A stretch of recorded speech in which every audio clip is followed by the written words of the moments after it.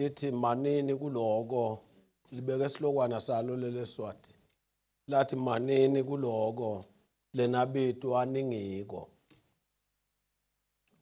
ningashintshi status senu ngoba senikholiwe lapha yana nizawukhumbula bazalwane ukuthi i-general principle abe sibhizi ngayo la kulamavesi angemuva ithi no divorce akungabikho kwehlukana emshadweni akungabikho kwehlukana ngilapho besikhona khona noma ke ungabese ushintsha bophathina ngoba naku wena sowunjani na sowukholiwe ungabese soyabashintsha bophathina ngoba banjalo abantu kwakukhona lokho leKorinte uthi awu njengoba sengimemukela uJesu lokhu kwangale ngemuva sengiyakushintsha sengifuna ukuqala impilo lensha konke ke kwami ngiyakushintsha manje nangabe bengiganile ngale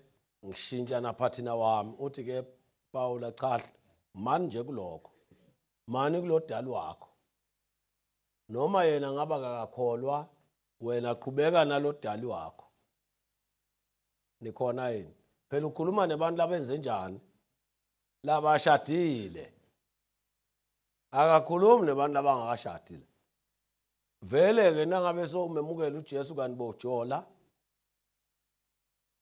wenza njani lapho uyashiya lapho ngathi lithi angimela bengivele ngikhona cha likhuluma nabantu labashadile leli hayi labahlobo ngako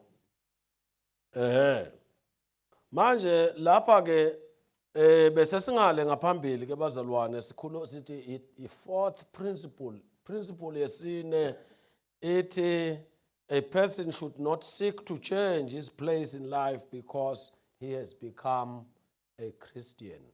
Umuntu akafanele bese ushintsha indawo yakhe empilweni ngoba yena sonjani na ngoba yena sowusindisiwe manje ake ngitshele ke bathandane nenziwa yini lokuthi nithule awena ngitshele nje phela niyazi ukuthi ufuna niqedele nithini nenziwa yini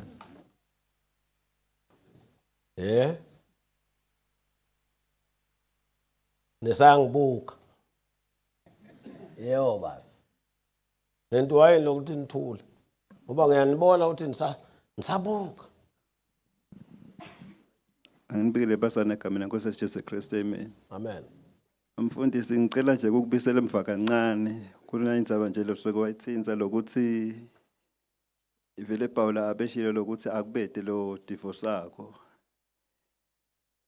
Ngekomthetho vele usho njalo maneke lapha khona livesi lelife lingidide lapha letacela ungiclarify le kona lapha ku Matthew 19 verse 9 lapho Jesu khona athi akubede lo divorce yakho ngephandle kwanakaphingile ngoba phandle kwaloko lotawu divorce bese uyashada kusho ukuthi sebaphinga labo bantu manje ngidida lo sinaka uma athi ngephandle kwanakaphingile kusho mhlambe bechaza ukuthini yebo ngila konje mfundisi bo bakhona njalo esifundweni baba ngiba khona njalo baba okay sike sayiteka kancane sedlula kule ndaba ukuthi ngaphandle nangabe aphingile lapha bebafuna izizathu labantu zokudivorce ngalesikhathi sa Moses ngoba uyilanda emuva bayambuza abafarisi bebafuna bebamlinga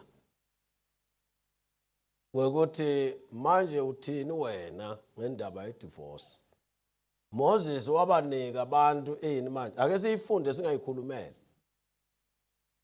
uthi ngibani ke baba ake ngizwe ngababa uyamsiza baba okay lalelani vulani ke nawe yakubaba emavuso Matthew bani 19 kusuka ku8 ya Matthew 19 kusukela ku8 noma sisuke ku7 bathi kuye Pho Mose wasinikelani lo myalo wekuthi indvodza ingamnika umfati wayo incwadzi ye-divorce bese iyamlahla. uyayibamba lapho uyayibamba lapho wasinikela manje bathi pho aqhamuka kabi nje kuverse number 19 kulo verse number 7 uthi pho ake siyiqale emuva baba ngeyivakale nasithi pho ake sizwe ngemuva baba Mavusi Kusuka kuverse 3. ya Labanye baFarisi beda kuye bamlinga bathi, kuvunyelwe yini ukuthi indvodza idivorce umkayo noma ngasiphi isizathu? Jesu wabaphendula wathi, anizange niwufunze yini lo mbhalo lothi, ekuqaleni umdali wenda umuntu lomduna nalomsikati. Wathi, ngenxa yaloko-ke indvodza iyawushiya uyise nenina, inamathele kumkayo, labo-ke bobabili sebayawubanyamanye. Ngako-ke abasebabili kodwa sebamunye. Ngako-ke loko lakuhlanganisile uNkulunkulu akungabe kusehlukaniswa ngumuntu. awuyibambeke khona lapho baba Mavusi ungakafiki kulo verse number 7 mawubuka Jesu abephendula athini la abethini Jesu nabambuza ngokuthi kuvumelekile yini ukuthi indoda divorce umkayo noma ngasiphi ke sizathu uthini ke Jesu lapha naphendula nje indlela nje le clear and clean uthi cha akukavumeleki uthi Jesu akukavumeleki khumbula ukuthi bafuna umbamba phela bathi noma ngasiphi ke sizathu uthi Jesu cha sikho akukho nje kufanele vele nje ukuhlanganiswa uNkulunkulu akungehlukaniswa umuntu kusho Jesu phendula le ndoda ameni uphendula labantu lapha sebayamlokwana ngoba phela uthi ekuqaleni kwakunganjalo ekuqaleni kwakunganjalo uyabona le ekuqaleni usho kuphi nathi ekuqaleni usho kuGenesis chapter 2 uthi kwakungenjalo ekuqaleni lento le yayinganjalo ekuqaleni usho ukuthi kuGenesis 2:24 kwakunganjalo because Genesis 2:24 ngilona verse lapha eBhayibhelini esingathi likey emshadweni you remove Genesis 2:24 from the Bible iBhayibheli ngeke ulizwe kahle ngomshado ukhotha yena lapho uJesu lo Genesis 2:24 umathe eqaleni umdali wenda lomduna nalomsikati wathi ngenxa yaloko indvodza iyawushiya that is Genesis 2:24 uyawushiya uyise nenina inamathela kunamathela ilokwane the original language lapha ekhuluma ukunamathela ethi be glued labantu ababili will be glued batawunamathela uthi ngci njoba la uthatha liphepha neliphepha ukuhlanganisa ufaka iglue lamkhatheni naso ezama ukudabula lento lena emva kwasikhashana kudabuleka lula mos leliphepha liyayihambela nje lula naleli liyayihambela ngithi manje ke lo glue unaloko ungathi ulengisa isikhumba somuntu nasihlangene naye lo muntu that's how le ndaba lena iserious ngakhona leyo ukuthi glued kusho ukuthi lento inamathele uyakubona yini lento leyo manje ke lento leyo ke naso uyidabula noma soyisusa lapha kunengo konakalayo okay abesethi wena ungibuyisele emva manje kanti sesedlula ku divorce kodwa akunendaba phela anti siseclassini abese uthini ke lo verse number 7 sebayambamba ke manje ngci Bathi kuye, pho Mose wasinikelani lo myalo wekuthi indvodza ingamnika umfati wayo incwadzi ye-divorce bese iyamlahla. lalela ke bambamba ngaMose emaJuda wakhuluma ngaMose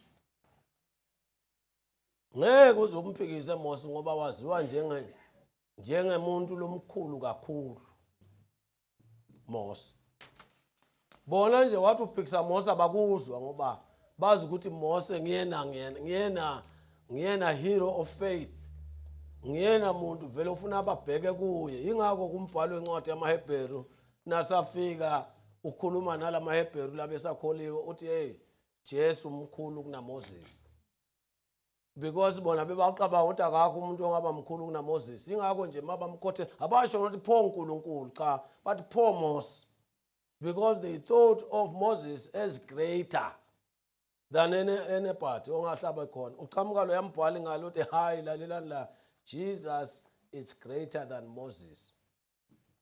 Nangelo Jesu ke bafuna umbamba ngci. Wamnikelani ke Mose wawukhiphelani Moses lo myalo ukuthi kungenteka kudivorcewe. Wasinikelani imvumo Mose. Lithi pho Mose wasinikelani lo myalo ukuthi indoda ingamnika umfati wayo incwadi ye-divorce bese iyamlahla. Okay, ngabe umfazi kwakwenzekani lapha? Ngoba uyabona ukuthi lo muntu abedivorce ngibani la? Le ndoda la. Lo mfati ungathi wayengadivorce yena. Usengisho ngesikhathi saMoses la. Indoda lenganika lo mfati wayo incwadi, certificate of divorce. Uphendula uthini ke Jesu? Awufunde kancane. Jesu wathi kubo, Mose waninika imvumo yokudivorce nebafati benu ngenxa yebulukhuni belinhlitiyo tenu. Ngenxa hayi uthi wanika nje kulula. Wabathe uyanibuka. Wabathe uyanibuka Moses wabona ukuthi Lithi yala abantu la belukhunte ga. Empeleni lemlando uthi laphana bekwenzeka nje umuntu avela avuke ekseni. Asho kathathu. Athi I divorce you, I divorce you, I divorce you. So divorce you. Umangale uthi sekwenze njani? Sengisho ngesikhathi saMoses. Ingasho nje kathathu le ndoda nje banivuka nje wakwakubona. Nivuka nje babedlamini la make wakakho. Nilele ungazi lutho. Uzawuthi ekuseni athi umlangeni angasho kathathu. It's enough. So uvela udivorce. Manje wababatheke Moses uyabatshela ukuthi hayibo umbhalo uthi bathi angeke we shall divorce them. Wababathe kahleni bo bathi sizawudivorce. Hayi abantu bathandekayo banenkani abantu. Bangikhumbuza umfundisi Dlovu. Uyahamba lapha uyashumayela umfundisi Dlovu. Amele bamema utafundisa ngokweshumi. Afika lapha na angakaqali uza ulungisele uphethe isifundo sakhe njengoba ngisiphethe nje. Angaqali kuyabuza ke nafunda yini ngokweshumi. Nangeminikelo bathi yebo safunda. Uthi ke niyakhokha yini? Bathi asikukhokhi. Phela abazalwane. Anikukhokhi ngani? Bathi sinenkani. They were honest bona, fortunately. Bavele nje bathi sinenkani. Kuthiwa wavele umfundisi wathatha ikhwama zakhe. Wathi anginasikhathi sokudlala ngebantu labanenkani mina wahamba wabashiya. Umfundisi Dlovu waseNazarene. Laba ke bebanenhliziyo lenjani? Lelukhulu uthi ke wase ubanika ke lo myalo ngenxa yani na? Ngenxa yethi inhlitiyo tabo lethu lukhuni. Abekungafanele umzalwane abe nani? Lenhlitiyo lelikhuni. Bengafanele umzalwane abe njalo. Nangabe izwi lenkosi limiyala bekungafanele abe lenhlitiyo lelikhuni. Alright, bese uthini? Kodwa kwakungenjalo kusukela ekuqaleni. Kodwa ngithi kini Kodwa ke ngithi kwakungenjalo kusukela ekuqaleni. Kwakungenjalo. Jesu ngilo uyayigcizelela indaba yakhe ayikhuluma uthi kwakungenjalo and bambambile bambamba ngaMoses phela. Ungaze ukukhulume into engathi ifuna kuphambana nje naMoses woe unto you. Okay. Kodwa ngithi kini Uthini? wonke umuntu lo divorce umkakhe ngaphandle kwanaka phingile bese ushada lomunye umfati uyaphinga. Nalo shada umfati lo divorciwe uyaphinga. Kube Bafunzi bakhe bathi kuye, nangabe injalo kanzi indzaba yendvodza nemfati kungcono kungashadi. yaboyela kule principle ukuthi kungcono wani ungashadi. Kodwa uyabona sebayisho ngoba babona ukuthi yenyukela lento. Okay. Lapha ke bekakhona ke babe uthi ungani nangu Jesu yezwakala uthi ngaphandle kwalesikhathi nangabenze njani aphingile. Lawa ke siwabiza ngokuthi exception clauses. Except for. I-clause lenalo except ukuthi na ente naku. Le clause lena bazalwane ayikho kuwo onke lama gospels. Na ungathi uyabuka kulezinye indawo akayifaki noyifaka uJesu le clause kwamanye ama gospels.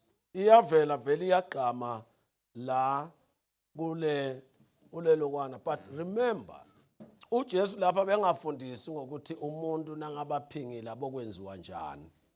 That was not the subject matter. So ufuna nje uJesu indlela yokuphuma uthi awu uma ngabe ke lo muntu uphingile sewungamane ke kube ngileso sizathu ke sokuthi lo muntu unjani na uphingile. Kodwa mbambamba nje akakhulumi ngayo indaba yokuphinga uJesu la. That was not the subject at hand. Ngiyalomfazi lo banjwa aphingileke manje asoqotshela. Bambamba lapha ziyasha lapha unendoda yemuntu bayaphinga. I-subject yini lapha? Uphinga. Asizwa indaba ukuthi njengoba sawuphingile ke indoda yakho ke wena mfazi wena ngiyaxolela kodwa indoda yakho vele ubokwazi ukuthi seyiyawukudivorce. Asizwe asho njalo. Uthi nje uJesu hamba ke ungabisenza kanjani na? Ungabisona. Kunamavesi amanengi akhuluma ngereconciliation nangeforgiveness. Lena i-exception clause. Ukuthi cha sowungamane ke umdivorceswe ngunaku. But bazalwane angifuni mina uqamba manga. Yebo ke bayabadivorce vele ngoba kusho uJesu uthi except nangabe adivorcile. Kodwa aphingile. Kodwa angibabonile mina abantu aphinge lo baxolelane baqhubeke baphila impilo lenhle. Ubophinda ubuke ke la ngezansi uthi ke manje. Nangabe ke uyamdivorce ke. Sengithi ke vele uyamdivorce ke uphingile ke. Hey. Uyabona ukuthi bese kuthi nawo ama condition. Uthini lapha?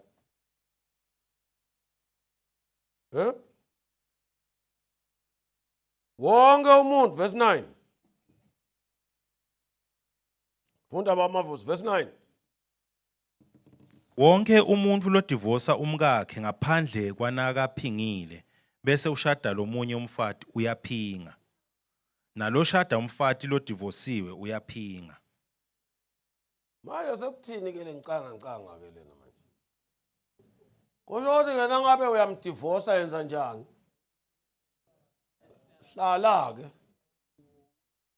Hlala ungasashadi. Naye lona lolahliwa akenze njani? Kahlala.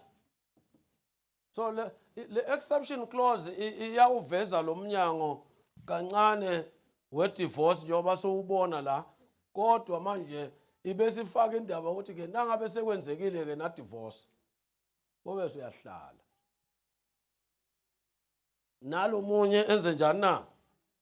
Ahlale ngizwa naku kuyangiluma la ngibathe uyagwaza la ngibathi yini le? Hey anginika amasweet nje kuseni lento. Hey ngithi yini manje kululu noma yini? Angazi noma kuyezwakala yini lokuthi cha vele ke lapha kuyabonakala nje ungibamba ngalelo. Cha vele kungenzeka ke ukuthi vele na ubambele le verse lelo ungasawafuni lamanye uthi nje cha mina ngisime la. Ungamdivorce ke. Kodwa ke manje ufuna beswenza njani? Bahlala. Manje angibaboni bahlala mina abantu. Phela ngeke ucorrect i-wrong nge-wrong. Bese bayaphinga ke manje abantu sebaba nezinto zabo ke manje. Mina lengikufundisako bazalwane ukuthi yebo ke. Nase sithi usithethelele amaqala ethu. Njengoba nathi siyabathethelela amaqala abo. Ngaphandle kwelokuphinga. Angathi sisho njalo. Sithethelela amaqala ethu njengoba nathi siyabathethela amaqala abo ngaphandle kwelokuphinga. bese yangethusa bazalwa ngoba how do we interpret scripture? Ake nginike manje ama principles of interpreting scripture. Lokhu kutholakala lapha le course siyibiza ukuthi hermeneutics. IBhayibheli phela linendlela yalo yokulihumusha. See, the scripture should interpret scripture. Livesi ulichaza ngalelinye. Nangabe leli vesi leli limelodwa awukhiphi isifundiso kulo. Nangabe nje limelodwa. Kodwa nakunalamanye amavesi lahambisana naleli bese ukhipha isifundiso ke lapho. So now uzawukhipha isifundiso ngekudivorca ukubhase elokuzaneni yinye uzaba senkingeni. Bese uyaqhamuka kube kunengi lokuthi I hate divorce. Ekuqaleni kwakunganjalo. Ekuqaleni kwakunganjalo. Okuhlanganiswe uNkulunkulu, angehlukaniswanga umuntu. Kube kunengi lokho. Bese kuqhamuka la indawana ethi ngaphandle ke nangabe. Hayi bese usima lapho ke wena. Sithi ke kuzasinika inkinga ngoba kunalomunye umfazi lapha eBhayibhelini waphingisisa. Uyabona kodwa nalokuphunyuka. Ukodwa lokuphunyuka uthi ngimane ngaphunyuka manje. Lona waphingisisa lo umfazi wa Hosea. Umfazi wa Hosea kwakungoma in the book of Hosea eBhayibhelini. Goma waphinga kwaze kwaba kathathu. Hayi wagcina ukuphinga wathola abantwana abeshesha abambe lo mama. Abethi naphumile nje sihlale sisu. Awuthi uyaphuma nje senze njani? Sihlale sisu. Waphinga kwaze kwaba kathathu. Wathola abantwana bangaphandle abathathu. Kodwa Hosea waqhubeka nje wamemukela. It's not easy le nto le. Abanye bathi hayi allegory le akusinto mbambam iBhayibheli aliveza umqondo ukuthi kwakungiko lokho. Hosea was a man. Goma was a woman. Bantu labakhona vela kusingane kwani ukuthi kwaba na Hosea. No. Hosea the book was written by Hosea the man. Indoda vele ephilayo. Nagoma kwakungumfati wakhe vele. Nalabantwana banamagama. Kuthi lo oqala amphinga waqanjwa igama lakhe wathiwa. Angezwa mama? Aniyazi le ndaba bazalwane. Akaze manje made kude lokho. Kodwa nje la ungena kuHosea, the book of Hosea, ngoba ngizathi ngisengeze mithi bathandekayo. Go to the book of Hosea. Ningisize bazalwane lapha bengakayilungiseleli ke ngale lokwana kodwa Hosea chapter 1, Chapter 1 verse 2 ninginike nalamanye ngoba maningi. Verse number 2, chapter 1 verse 2 ukuthi wathi kube Simakade aqale ukukhuluma naHosea, Simakade wakhuluma kuye wathi hamba uthatha umfati lo ingwadla lo nebantwana labadelwe ngebugwadla. Ngobe live linelicala lebugwadla lobesabekako selisukile kuSimakade. Lithi ke ngakho ke Hosea wathatha Gomeri indodakazi uyabona ukuthi kwaumuntu mbamba lo indodakazi yaDibla yimu kwenta kanjani samthethe watethwala wamtalela indodana. Simakade wakhuluma kuHosea wathi methe libito ulona kudaliswa nguye watethwala wamtalela indodana. Lithi ke Simakade wakhuluma kuHosea wathi methe libito uthi nguJezreel ngobe ngekushesha nje ngitayijezisa indlu yaJehu ngenxa yekubulawa kwebantu eJezreel futhi ngitawuqeda umbuso wakaIsrayeli. Ngalelo langa ngitabephula ubujoki bakaIsrayeli ngicede amabutho alo esigodini saseJezreel. Gomeri waphinze futhi watethwala watala indodakazi Simakade wabe sowukhuluma kuHosea wathi methe libito uthi ngulo Ruhama ngobe angisewuphinze ngihawukele indlu yaka-Israyeli lokwekuthi ngingeze vele ngibathethelele ngaze vele ngibathethelele aphi lawa asakhuluma ngaye ke manje chapter 2 ya chapter 2 lapha saganga khona ke so umtalele lo ekube bengivangela la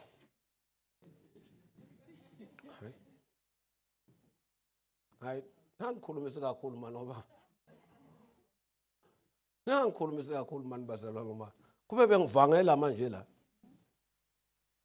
angiyekela kodwa bakhona abantwana ababizwa ngezibongo ngesizwe zabo mhlambe lo oqala waba ngwakhona lo wesibili wasiselwa nje wafuza amkhulu kuyabonakala ukuthi hayi le mamba le siya la ekhaya in chapter 3 noma chapter 2 chapter 2 verse 2 awufunde ke mavuso ha shakunam Yekhutani make wenu, mekhuteni ngobe akasesiyo umkami, nami angisesiyo indvodza yakhe. Ase akususe lokubukeka kwebugwadla ebusweni bakhe, nalokungethembeki lokusemkhatsini wemabele akhe. Ngaphandle cela ufunze manje. yini inkinga yakho mavuso so ucela make shonga uyawesaba lamagama mavuso indoda leya ikhuluma la funda make shonga Ngaqala verse 5 baba. Unina abengakethembeki. ya ufuna ukuqonda ngco ayekele lobungqunu bakhe nani namabela njani verse number 5 Unina abengakethembeki. Wabemitha ngekwelihlazo. Wathi ngitawulandzela emashende ami. Labo labangipha kudla kwami nemanti ami. Insondvo yami nelineni yami. Emafutha ami kanye nesinatho sami. verse number 7 awufunde verse number 7 Uyawumqosha nemashende. nacoshana lapha Uyawuqoshana nemashende akhe kodwa ngeke awakhanze. Uyawafuna kodwa angeke awathole. Uyawube sewuthi ngitawuncanzeka ngibuyele endvodzeni yami yakuqala ngobe ngaleso sikhathi bekukuhle kakhulu kimi kunanyalo. uyabuyela ngoba malena behamba fika hlale le fika gange nale gebengu zakhe verse 10 Ngako nyalo sengitawungcunula lobubheva bakhe embi kwemashende akhe abuka kude lotamephula lapha etandleni tami. Ngiyatawuqedza yonke lemikhosi yakhe emadzili akhe eminyaka nekwetfasa kwenyanga newemasabatha akhe nawo onke awuyibambe ke manje sengifuna ke ninginike nali verse lelikhomba ukuthi ke lo Hosea noma begila umhlolo lo wamcolela wabuyisana naye ngoba lapha manje kusakhulunywa nje ngaye ngishilo ngathi le ndaba ekulama verse akunalo iverse eli very specific njoba nani niphethe amabhayibheli lapho chapter 3 verse number 1 noma siqala nga verse number 2 ake simthathe la ku verse 1 thatha ke make sho chapter 3 verse number 1 na 2 Simakadze wakhuluma kimi wathi hamba uphinze umthathe umkakho. umthanze Hamba uphinze umthanze umkakho lide noma asathandwe ngulomunye futhi ayingwadla. Mthanze wena njengoba simakadze athandza ema-Israyeli. kwala noma sebagucukele kulabanye bonkulunkulu bathanza emacebelengwane emagelebisi lomisiwe. Okay, uNkulunkulu akavamisi bazalwane ukuzicontradicta. Akavamisi uNkulunkulu bese ukhuluma into bese uyayiphikisa. Uma athi kulo Hosea hamba uphinde umenze njani na? Uphinde umthanze lomkakho. Sifundiso leso. Ukuthi kuyenzeka umuntu afohle. Hamba gila umhlolo. Nangabe lo muntu sowuphingile njengalona very indaba le vele nje iclear waganga lo mama. Futhi akufihlekanga ngoba waganga waze wabonakala wagcobisa aboGreselina enangahamba bonakala na waba itshitshi. Ngathi ngiyambona sagcobisa iGreselina. Yini legcotshiswayo emakezulu? Ngoba mina ngenzeka ngikhuluma aboGreselina neyangihleka nje. Fa ugcobise jungle magic. Jungle magic. Uzawusho into engashiwo esimelayo. Konke lokho nangayibona mina ngikhuluma nje ukuthi lo muntu uyilungisile. Uma ekhaphile lapho uyabonakala lapho. Shaya icephezana zakhe lapho kuyabonakala. Kodwa uthi lo babe uthi lo uNkulunkulu phinda umthathe. Phinda umthanze futhi noma ente njalo. So uzalithini ke leli verse lelo kule ndaba ukuphinga. Le ndaba ukuphinga uthi ngimiyekela ngoba uphingile. Ngiye ngibezwe mina abantu bazalwane bathi uNkulunkulu ukhulume nami. Kube direct this time. Wathi vela ngimiyekele lo mkami. Ngoba uyihindrance ku ministry yami. Ukhulume several times. Baze baconfirma nalabanye bazalwane. uNkulunkulu ngeke akhulume. Remember ukuthi the written word is above the spoken word. Lona kayi nokuthi abe usuka phingile lo uthi nje ngimbona ungathi uyihindrance. Ngathi uyangivimba mana ngiprogram. Iministry yami ngaseyiletulu. Lo fele ubona na intombazana lo hlabelela kamnandi praise team athi nahlabelela kukhale abantu athi uyabona ube ngilo. Bengizathi nangimenyiwe nje bese ngithi shaya nyoni. Shaya nyoni yami. Hlabeleleke bakhale ke bese ngiyasukuma ke mina ngithi haleluya. Ungasakhulumi kakhulu. Shayile lo ntombazana lahlabelela bakhala abantu mina ngabe kuyevakala na. Sinqaya salendoda yayishumayela yavele yathula yafike ema la. Yathula 5 minutes ithulile. Thula bathi ayizovangela. Yathula. Baba bathi thulelele. Bathi wathi asuka lapho wathi izingwadla ngapha. Igebe ngapha. Gijima. Zonke izingwadla zatheleka la.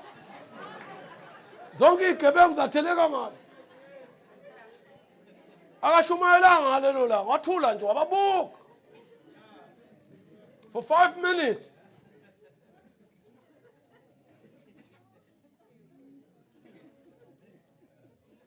Abethi labantu sebamangele ukuthi yini lapha.